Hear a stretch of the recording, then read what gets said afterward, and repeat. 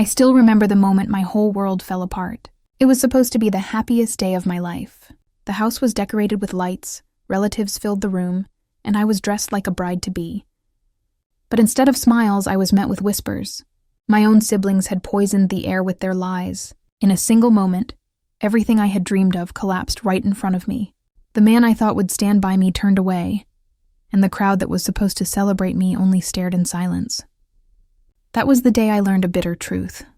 Sometimes the deepest wounds are not caused by strangers, but by the people who share your blood.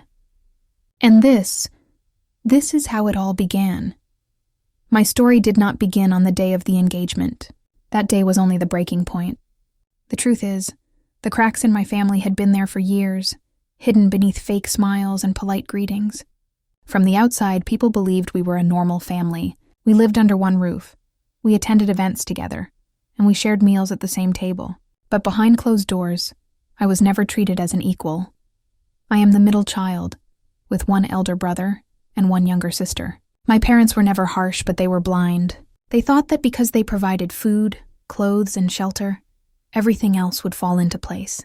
They never noticed the subtle cruelty my siblings threw my way. My brother always mocked me, saying I was too soft to survive in the real world. My sister, who was younger, often made jokes at my expense in front of relatives, just to gain a laugh or two. At first, I thought it was normal sibling teasing, but as I grew older, I realized it was much darker than that. School was my safe place. Unlike at home, where every success of mine was ignored, at school I was praised. I loved studying, and my teachers noticed my efforts. I topped in exams, won competitions, and even got a scholarship for college. But every time I brought home a certificate, my parents would smile lightly, while my siblings would roll their eyes. They always found a way to make my achievements sound like accidents. "Oh, she probably got lucky," my brother would say. Or, "Nobody else must have tried hard. That's why she won," my sister would add. Their words cut deeper than they knew. As the years passed, I began to understand the root of their bitterness. It was jealousy. They hated how, despite being quiet and reserved, I managed to achieve things they could not. My brother struggled with studies and later with work. My sister was popular but lacked seriousness. Both of them wanted constant attention, while I only wanted peace. But in our house, peace was not allowed for me. The turning point came when my parents arranged my engagement. It was with a man from a respected family, someone who valued education and hard work. When the proposal came, I was nervous but hopeful. For the first time, I felt my life might move toward happiness. My parents were proud too. For once, they looked at me with the kind of pride they usually reserved for my siblings. I remember my mother saying, "You deserve this," and those words stayed in my heart. But my siblings? They saw my engagement as a threat. They feared that once I was married into a respected, wealthier family, I would finally rise above them. They couldn't stand the thought of me being admired, respected, and loved more than them. From the moment the engagement was announced, their attitudes shifted. Their jokes became sharper, their comments crueler. My sister laughed that I was too plain to marry into a rich family. My brother muttered that I was just lucky, and that I would embarrass everyone sooner or later. I tried to ignore them. I told myself that maybe marriage would bring distance, and with distance, the bitterness would fade. I focused on preparing for the engagement day. I bought my dress with care, practiced walking in heels, and even learned how to smile through nerves. For the first time, relatives seemed excited about me. They called, they congratulated, they offered advice. For a few weeks, I tasted what it felt like to be in the center of attention, and I admit, it felt good. But behind those congratulatory smiles, I could sense my siblings' quiet rage. They spoke to each other in whispers when they thought I wasn't listening. Sometimes I caught fragments of their conversations, words like, "We'll show her," or "she thinks she's better." I told myself it was just my imagination. After all, who would believe that siblings could go to such lengths just to destroy their own sister's happiness? Looking back, I realize I should have trusted my instincts, because while I was dreaming of a new life, my siblings were already preparing the knife they would soon drive into my back. The engagement day finally arrived. The house was alive with noise. Relatives poured in from every corner of the city, carrying gifts, sweets, and blessings. I remember standing in front of the mirror, my hands trembling as I adjusted my dress. My heart was racing with nervous joy. This was the day my life was supposed to take a new turn. For once, I felt I was about to be celebrated. Not for being perfect, not for achievements, but simply for being me. The hall was filled with music, laughter, and the smell of food. My cousins danced, children ran around, and the air buzzed with excitement. My parents welcomed the groom's family with pride. When he walked in, I saw respect in his eyes and my heart eased. I thought to myself, maybe all the pain of the past will finally fade away. But while I was busy dreaming of my future, my siblings were plotting my downfall. I noticed them whispering to a group of people from the groom's side. At first I thought it was harmless chatter, but the way their eyes kept darting toward me made me uneasy. My stomach twisted, and for a moment, I felt a cold shiver run down my back. Something wasn't right. The music lowered, and suddenly the atmosphere shifted. The groom's mother walked toward me, her face stern. The chatter in the hall quieted, and soon all eyes were on me. She spoke loudly enough for everyone to hear, her voice shaking with anger. "Is it true?" she asked, her words cutting like a knife. "Is it true that you were caught with another man in the past? That you have debts we don't know about? That your character is not what we were told?" I froze. My breath caught in my chest, and I felt the color drain from my face. What was she talking about? I shook my head quickly, stammering, "No, that's not true. None of it." But before I could explain further, my brother stepped forward with a fake look of concern. "I didn't want to say anything," he began. "But as her brother, I cannot hide the truth. She has always been secretive, and there are things even we, her family, do not fully know." The room gasped. My sister followed, her eyes glistening with fake tears. "We love her, but she's not as innocent as she seems. We just didn't want to embarrass ourselves in front of everyone." I stood there, paralyzed, as the words sank into the ears of the guests. The groom looked at me, confusion clouding his face. His parents whispered harshly among themselves, glaring at me as though I had committed some unforgivable crime. "No," I cried out, my voice trembling. "They're lying. Please, you have to believe me." But the more I pleaded, the more desperate I sounded, and the less anyone believed me. Whispers filled the hall like poison spreading through the air. Relatives muttered, "I knew she was too quiet. She must be hiding something." Others shook their heads in pity, some even laughing under their breath. My own parents stood frozen, their eyes downcast. Not once did they step forward to defend me. The groom's father spoke coldly. "We cannot let our son be tied to such shame. This engagement is finished." And just like that, the world I had built in my mind came crashing down. The groom turned away, his family following behind him. Guests began murmuring, some leaving, others staying just to watch the drama unfold. My heart shattered into a million pieces as I realized my siblings had succeeded.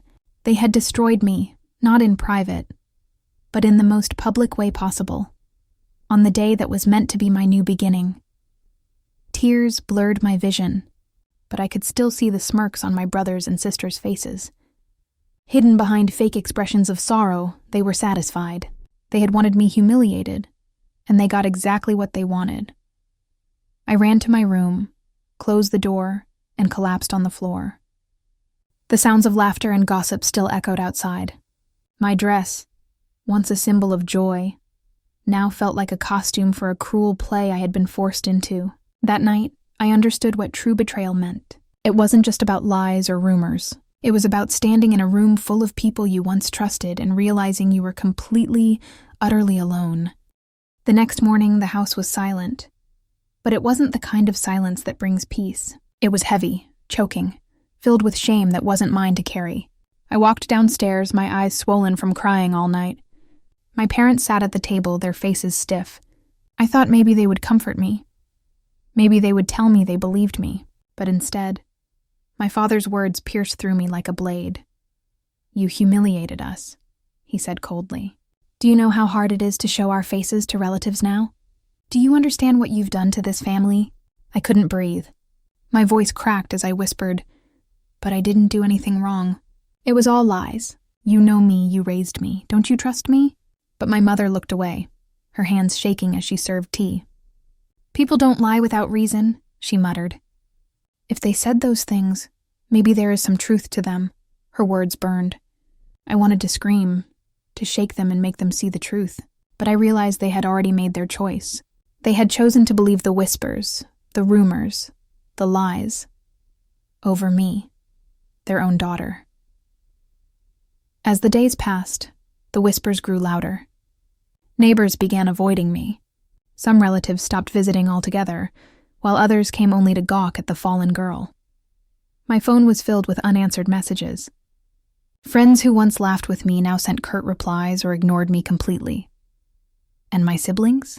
They acted innocent, as though they had nothing to do with it. My brother even pretended to defend me in front of others, saying, "She's my sister. I don't want to believe these things, but what can I do when even outsiders know?" His words made me want to scream. He had set the fire, and now stood calmly watching me burn. One evening, I overheard him and my sister talking in hushed tones. My heart pounded as I pressed my ear to the wall. Their voices were filled with satisfaction. "She'll never get married now," my sister sneered. "And that means everything will come to us," my brother replied. "Father will have no choice but to give us the property, the money, the respect. She'll be nothing." I staggered back from the wall, my knees weak. It all became clear.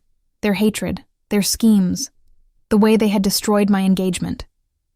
It wasn't just about humiliating me. It was about erasing me completely, making sure I had no place, no voice, no future.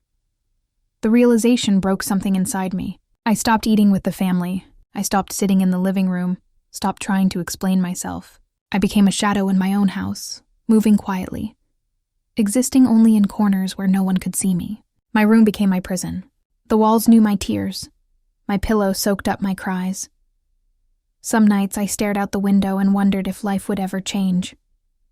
Was I doomed to live like this forever, betrayed by my own blood, abandoned by my parents, rejected by society? The weight of loneliness pressed so heavily on me that even breathing felt like a chore. But in the middle of that darkness, a small flame of anger started to burn. It wasn't loud or wild, it was quiet, steady, but powerful. Every cruel word, every mocking laugh, every look of pity added fuel to it. I told myself, if they want me gone, if they want me erased, I will show them that I am stronger than their lies. I didn't know how yet. I had no plan, no strength, no allies. But I knew one thing for certain. I would not let their betrayal be the final chapter of my life. For now, I stayed silent, letting them believe they had won. But inside I was waiting for the right moment, the right spark, to rise from the ashes they had buried me under. The days after my engagement collapsed were a blur. I walked through the house like a shadow. My siblings laughed behind closed doors, their whispers floating through the hallways. I thought I had lost everything, my future, my place in the family, even my dignity. But life has a strange way of testing us, and sometimes it gives us one last chance to rise. It began on a cold evening. The sky outside was gray, and a storm pressed against the windows. My father called for a family meeting. That in itself was unusual. He rarely gathered us all unless it was something important. My heart sank.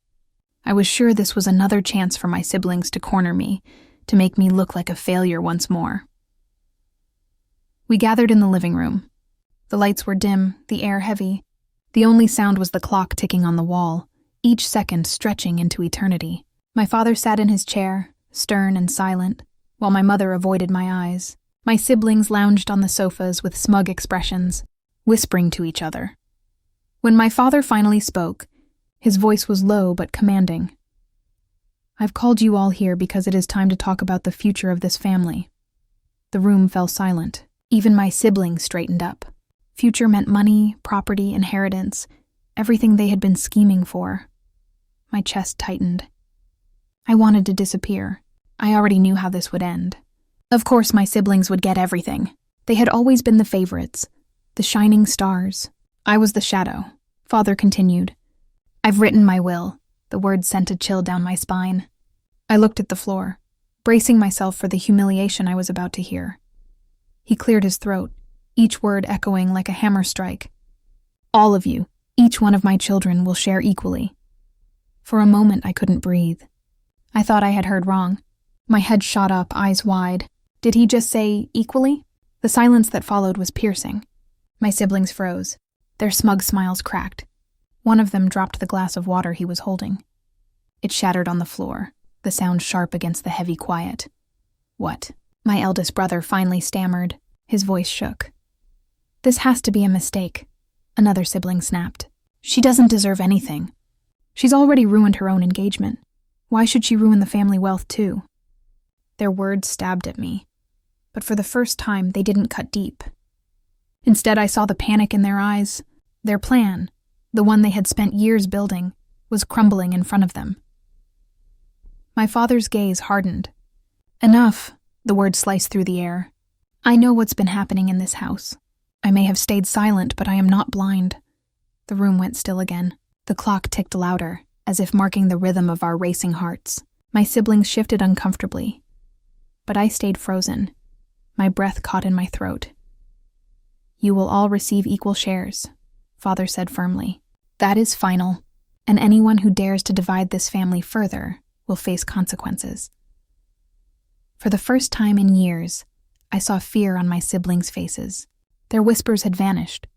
Their arrogance drained away, leaving only tight jaws and nervous glances. I felt something stir inside me, something I thought was long dead. Hope. As the meeting ended, my siblings rushed to corner my parents, their voices rising, desperate, demanding explanations. I stayed where I was, sitting quietly in the corner. The storm outside rattled the windows, thunder rolling in the distance. And for the first time in so long, I didn't feel like the weakest person in the room. When I finally stood up, the silence was thick, almost suffocating. My siblings' eyes burned into me, filled with hatred. But beneath their anger, I saw something else. Fear. I didn't speak. I didn't need to. The ground beneath their feet had shifted, and they knew it.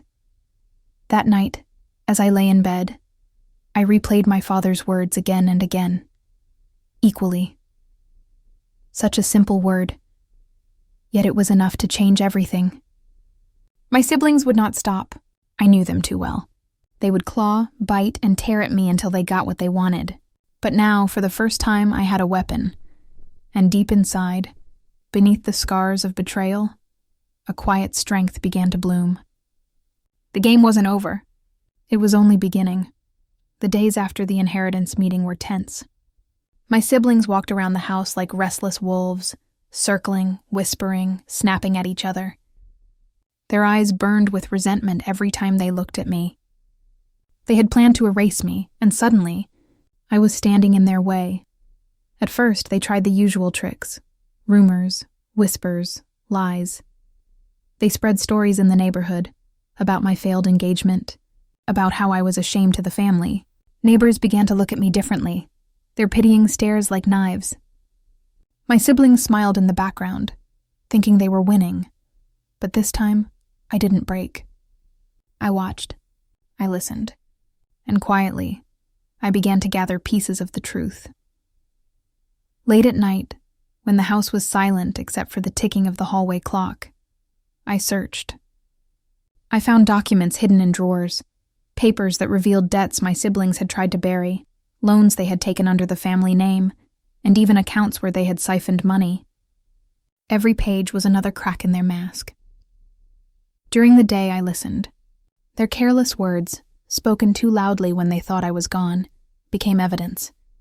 Their friends who once laughed at me began to slip and reveal truths they shouldn't have. Slowly, a picture formed. My siblings were not the perfect children they pretended to be. They were drowning in greed and lies. I kept my discoveries close, saying nothing. Silence became my weapon, then came the opportunity. My parents decided to host a family dinner, inviting relatives from near and far. It was meant to show unity, to calm the whispers that had spread since my broken engagement. My siblings saw it as another stage for their performance. They dressed in their finest clothes, wearing fake smiles, ready to shine. But I had other plans. That evening, the house was alive with voices. Plates clattered, laughter rose, children ran through the halls. Yet beneath the cheer, I felt the tension crackling like static. I could almost hear the beat of my own heart, heavy, steady, unshaken. When dinner ended, Father stood to thank the guests. The room quieted, every eye on him. That was when I spoke. "Before we close this evening," I said, my voice calm but steady, "I have something to share." The air shifted. Conversation stopped mid-word. My siblings turned sharply toward me, their faces tightening. I stood slowly, holding a small folder in my hands. My palms were damp, but my resolve was firm. "For years," I continued, "I have been blamed, mocked, and cast aside. I stayed silent, but silence doesn't erase the truth." I opened the folder, pulling out the first document. "These are debts, taken in the family's name by my siblings. Debts they hid while smiling in front of you." A murmur rippled through the crowd. My siblings jumped to their feet, voices overlapping. "She's lying," one shouted. "She forged those papers," another cried, but I did not stop. My hands moved, paper after paper, each one louder than their protests. "These are records of money transferred into their private accounts. Money that didn't belong to them. And here," I held up a note with one of their signatures, "is proof of the schemes they plotted while pretending to protect the family name." The room buzzed with shock. Relatives leaned forward, whispers darting like arrows. My father's face darkened. My mother's hands trembled.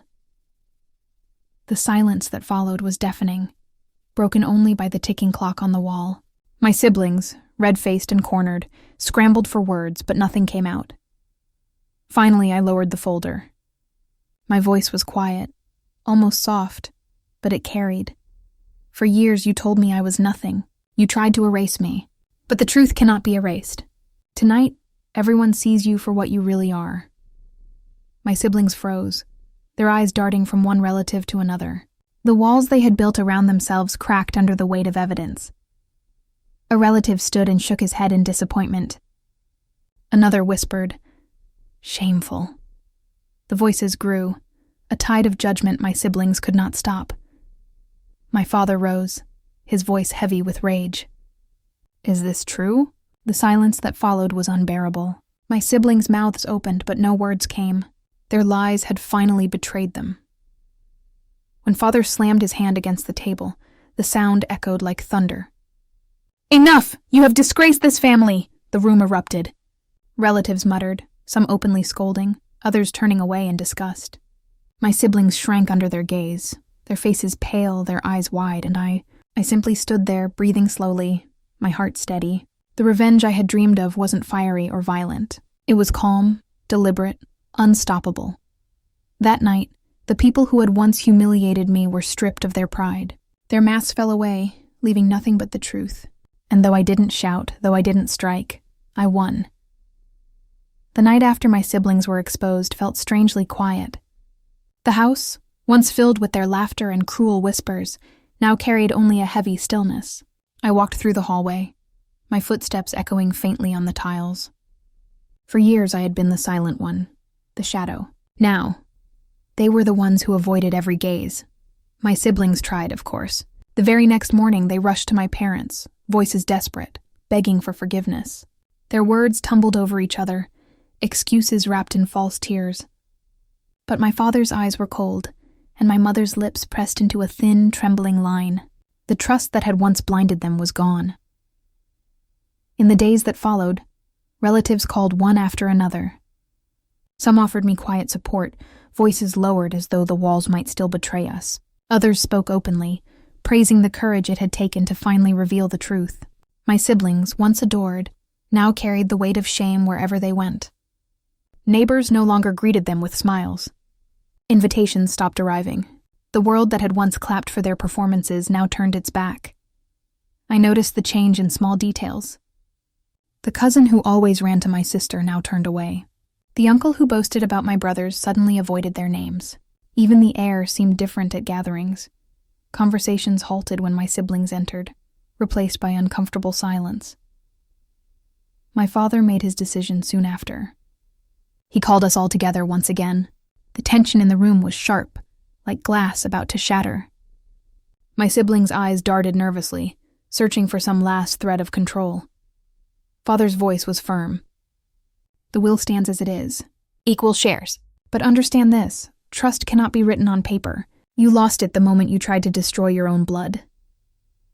The words landed heavier than any punishment.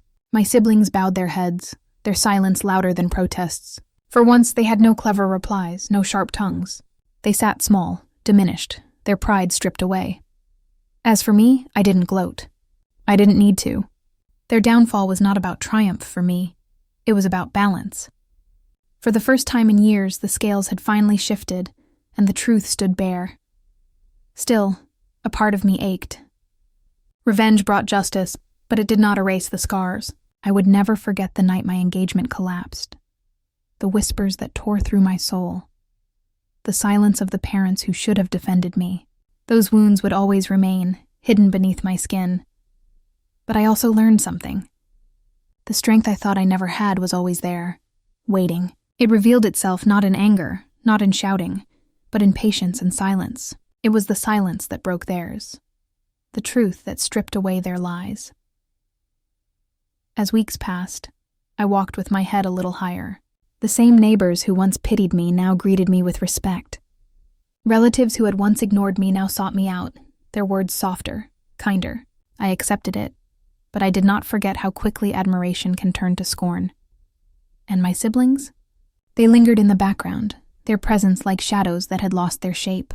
I caught their eyes sometimes, filled with bitterness, with regret, with a fear they could not hide. They knew I had changed. They knew I was no longer the girl they could erase. One evening, as I sat alone, I listened to the quiet hum of the house. For the first time, that silence was not suffocating. It was comforting. It was mine. Betrayal had broken me once, but survival had built me stronger. And as I looked ahead, I realized something powerful. The people who tried to destroy me had only taught me how unshakable I could become. This was not just the end of their schemes. It was the beginning of my story. Have you ever faced betrayal from your own family? Tell me your story in the comments. I read every single one. And if this story kept you hooked, don't forget to like, subscribe, and share. More true tales of betrayal and revenge are coming, and you won't want to miss the next one.